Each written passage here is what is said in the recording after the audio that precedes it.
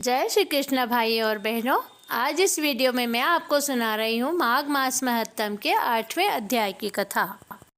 शांताकारं भुजगशयनं पद्मनाभं सुरेशं विश्वाधारं गगनसदृशं मेघवर्णं शुभांगं लक्ष्मीकान्तं कमलनयनं योगभिर्ध्यानगम्यं वंदे विष्णु भवभयहरं सर्वलोकैकनाथं।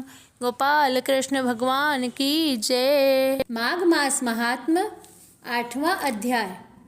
राजा दिलीप को महर्षि वशिष्ठ जी माघ मास के महात्म्य के बारे में बताते हुए अन्नदान का महत्व बताते हैं और कहते हैं कि माघ मास में अन्न का दान करना सर्वश्रेष्ठ है।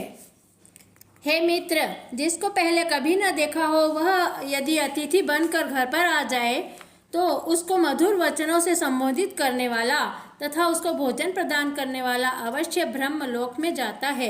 इसके विपरीत जो शाम को आए हुए अतिथि का सत्कार नहीं करते वह विमुख कर देते हैं, वह इन पुण्यों से वंचित होकर के नरकों की घोर यातनाएं प्राप्त करते हैं। क्योंकि जिस गृहस्थी के घर में नहीं नहीं ऐसा वाक्य सुनकर अतिथि विमुख होकर लौट जाए उसके जन्म जन्मांतर के किए हुए सब पुण्यों को वह अतिथि ही ले जाता है। इसलिए वह गृहस्थी सदैव दुख और नरकों को प्राप्त किया करता है।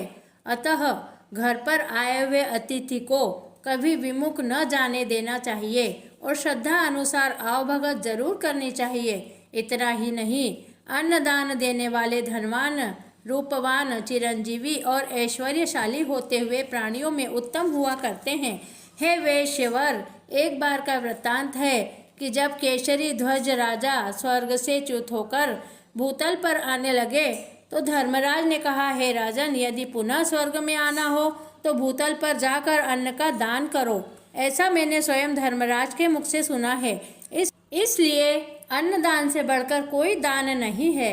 हे विकुंडल, जो मनुष्य ग्रीष्म ऋतु में जल का, हेमंत ऋतु में अग्नि का और सब ऋतुओं में अन्न का दान करता है वह सपने में भी नरकों की यातनाएं न भोग कर सदा स्वर्ग प्राप्त किया करता है। हे वैश्यराज, जो मनुष्य कामिक, वाचिक और मानसिक पापों का प्रायश्चित करता है उस सज्जन पुरुष को भी देवताओं और गंधर्वों के द्वारा उत्तम लोकों की प्राप्ति हुआ करती है। और जो गायत्री आदि वेद मंत्रों को जप करते हैं वह जो धर्म पुराण ग्रंथों का श्रवण करते हैं उन्हें भी सदा सद्गति मिलती है। इसी प्रकार जो व्रत अथवा तप का अनुष्ठान करते हैं तथा जितेंद्रिय होकर सदैव सत्य भाषण करते हैं, पराये अन्न का परित्याग कर हमेशा धर्म की कमाई खाते हैं, वे भी सज्जन यमलोक के दर्शन नहीं किया करते हैं। क्योंकि मनुष्य जिसके अन्न का उपभोग करता है वह उसके पापों का भी उपभोग किया करता है। इसलिए मनुष्य को दान लेना त्यागते हुए सदैव दान देना ही सीखना चाहिए और कदापि दूसरों के आश्रित न रहकर सदैव शुभ कामों में रत रहते हुए अपनी भुजाओं की कमाई का ही उपभोग करना चाहिए।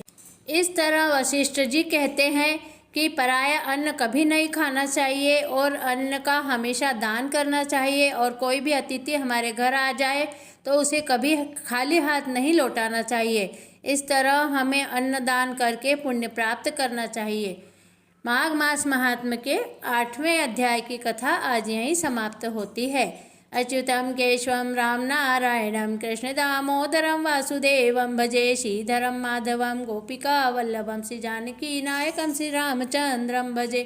गोपाल कृष्ण भगवान की जय, माधव भगवान की जय। प्रिय भाइयों और बहनों, अगर आपको मेरा वीडियो पसंद आया हो तो आप मेरे चैनल को सब्सक्राइब कीजिए, बेल आइकन को प्रेस कीजिए और इस वीडियो को अधिक से अधिक शेयर कीजिए जिससे सभी इसका लाभ उठा सके। जय श्री कृष्णा।